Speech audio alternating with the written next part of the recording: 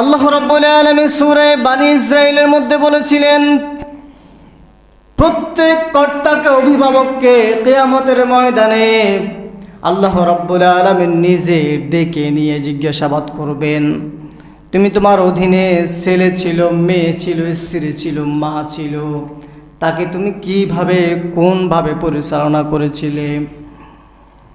আজকে যদি এই দায়িত্ববোধটা যদি আমাদের মধ্যে থাকতো, এখানে যে মুরব্বী বাবারা উপস্থিত হয়েছেন, প্রত্যেকের বাড়িতে, ঘরের মধ্যে যুবক যুবতী সন্তান আছে না নাই? কথা বলেন, আছে না নাই?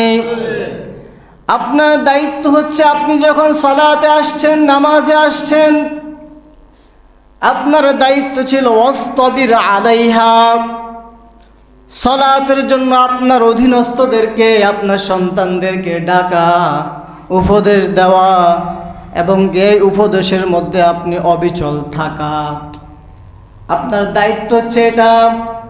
ফজরের নামাজে আজান শুনে কনকনে শীতের মধ্যে আপনি ওযু করছেন, আপনার সন্তানগুলোকে ডাকছেন না, স্ত্রীকে ডাকছেন না, বলছেন না, নিজে নামাজ পড়ার জন্য চলে আসলেন, একটি বারের জন্য সন্তানটাকে উঠে নামাজের জন্য আদেশ দেননি।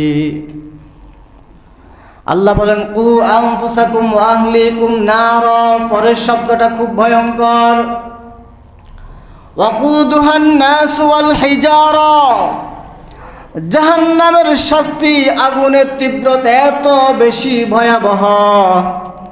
এই আয়াতে মুফাসসিরে কেরামরা বলেন, একটি পাথরকে যখন আল্লাহ তাআলা জাহান্নামের আগুনের মধ্যে রাখবেন, সাথে সাথে পাথরটি গলে পানি হয়ে যাবে।